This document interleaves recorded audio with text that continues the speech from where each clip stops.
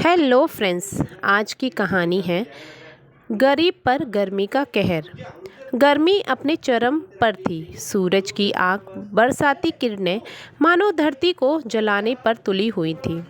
शहर की ऊंची ऊंची इमारतों में रहने वाले लोग एयर कंडीशनर की ठंडी हवा में बैठे थे, लेकिन झुग्गी झोपड़ियों में रहने वाले के लिए एक मौसम किसी दुश्मन से कम नहीं था।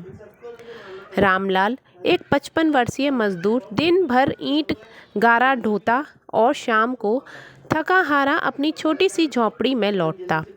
उसकी पत्नी गीता और 2 बच्चे सोनू और पायल गर्मी से बेहाल थे।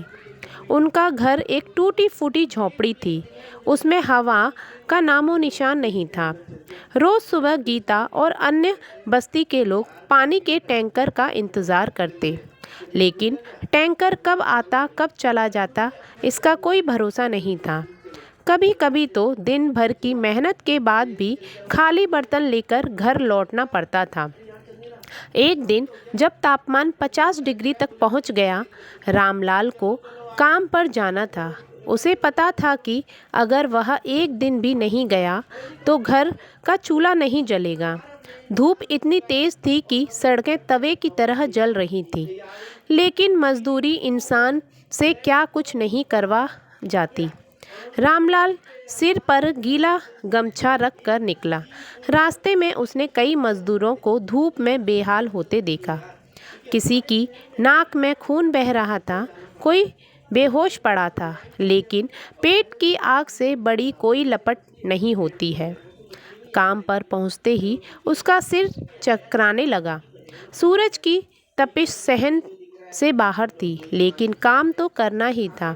वह अपने औजार उठाते ही वाला था कि अचानक उसकी आंखों के आगे अंधेरा छा गया और वह जमीन पर गिर पड़ा।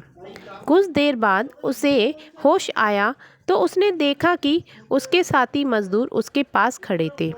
किसी ने उसे पानी पिलाया, लेकिन मालिक ने बस एक नज़र डालकर कहा, अगर काम नहीं कर सकते तो घर जाओ। रामलाल ने कांपते हाथों से खुद को संभाला और धीरे धीरे घर की ओर चल पड़ा। उसकी आंखों में आंसू थे। क्या गरीब की जिंदगी की कोई कीमत नहीं है? क्या उनकी मेहनत का कोई मोल नहीं है? शाम को घर पहुंचते ही उनकी बेटी पायल दौड़ कर आई। बाबा, बहुत गर्मी है, हमारे लिए एक पंखा तो ले दो।